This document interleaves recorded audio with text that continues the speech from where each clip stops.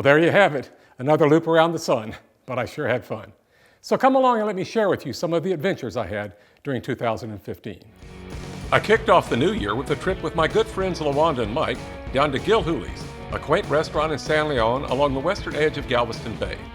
It's a favorite of locals as well as foodies like us who trek some 40-plus miles outside of Houston to enjoy the unique cuisine and laid-back setting. The first crawfish boil of the season was held at the West Alabama Ice House on a fine day in early February.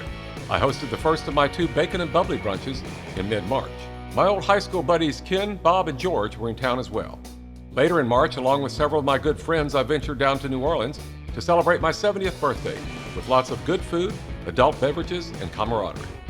On the last weekend in April, it was time for Rico's annual crawfish boil, where people come from near and far to pinch tails and suck heads. The next day, a bunch of us gathered at my pool for a brunch and the first pool party of the season. My second pool party of the season was on Memorial Day weekend, where we chowed down on ribeye steaks and oven-roasted potatoes. In June, the West Alabama Ice House hosted a baby shower for one of their most popular bartenders, Ashley. A few days later, I was treated to an awesome display of lightning in the sky behind my townhome. There was more pool party fun on the 4th of July, where I served up my Independence Day tradition of burgers and brats. Next up was my annual visit to my brother's summer home in the Les Cheneaux Islands. There was much boating, including day sailings and trips in the antique Chris Craft to get ice cream and attend events at the yacht club. A visit to the mysterious Narnia is always fun, and there were many dinners on the deck with family and friends. Back in Houston, it was time for my Dog Days of Summer pool party, followed by the Labor Day weekend pool party. My longtime friend and artist, Penn Morrison, hosted a showing of her work at Cactus Records, which also featured a performance by rockabilly legend Dale Watson.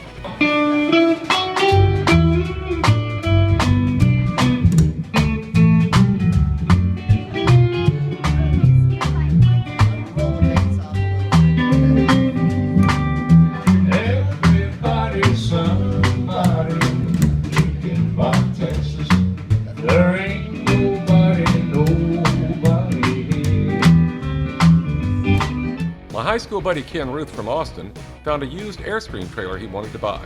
Unfortunately, it was located in Durango, Colorado. Road trip! So along with my other school buddy Bob Colson, we accompanied Ken on the round trip to bring the trailer back to Austin. Back in Houston, another longtime friend Mitch Robb hosted another one of his annual Mitch Fest extravaganzas, where I got to catch up with many old friends. A week later, I hosted another bacon and bubbly brunch, where it was still warm enough for a dip in the pool. Later in October, it was time for the 15th annual Montrose Beer and Gun Club Charity Cook-Off, held to raise money for kids with cancer. As always, there was plenty of scrumptious food, interesting people, and great music. The last week in October, I headed back down to the Big Easy for a foodie expedition and enjoyment of all things New Orleans. In November, local artist Larry McIntyre presented his annual Backyard Home Show, which featured his work as well as that of other artists. Another great chance to convene and visit with old friends. In early December, more friends gathered to celebrate Brucemas, the birthday of our departed compadre, Bruce Henry Davis. The big event of the holiday season for me is my annual wine and cheese party. Lots of good friends bring wine, and I lay out a spread of cheeses and other goodies.